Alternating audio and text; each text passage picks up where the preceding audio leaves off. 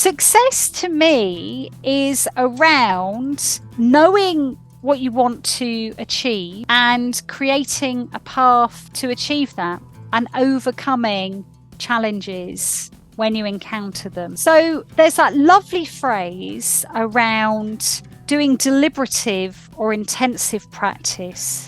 So I think it might come from Benjamin Bloom, professor at University of Chicago, who talked about those 10,000 hours. You must practice, you must do things for 10,000 hours in order to be competent or to become an expert.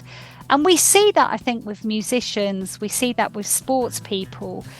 But I think that's to some extent important for us all. It's around a deliberative practice. Know what it is that you want and make time, book in the time to achieve that. And within that, Gaurav, I think for me, there's something there about being happy, making sure you do something that makes you happy and giving yourself enough room to stretch. So create a little bit of positive stress, but not too much. Right, enough challenge that every day you genuinely feel like you've done something in addition or different, or you've learned something new. That's how I do it. And then the second part of your question then was around luck, right? Yeah. So I think this is a really interesting one. I think if you looked at a lot of the theory around people's motivations and success historically, they would say luck plays no part. And I think that's shifting.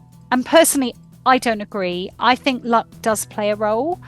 So, for example, I was fortunate to be born where I was. I was fortunate to have all my basic needs met as a child. And where we're born is an example, from my perspective, of luck. I don't think that's preordained. I could have equally have been born in Afghanistan and would have had an entirely different set of opportunities and potential life outcomes. So I think luck is important, and I think it has more influence than we assume it does. I'm a firm believer in hard work, and that ethic definitely comes from my mum.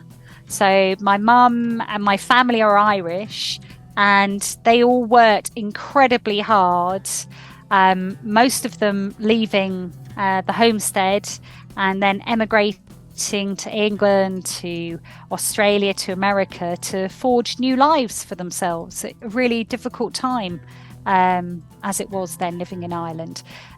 So I've definitely got that work ethic. However, I have been really trying to learn from people as I've gone along my journey. They talk about not just working hard, but working smartly.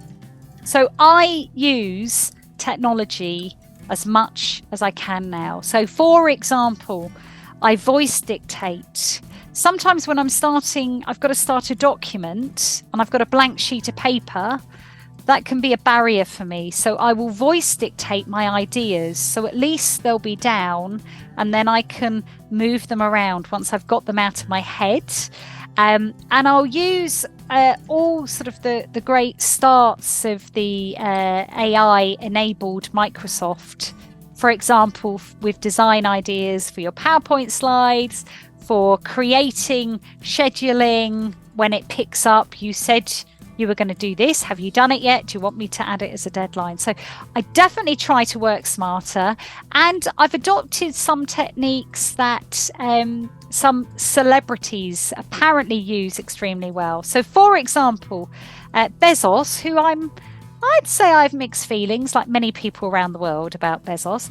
But one of the things that he is supposed to do is to group activities together.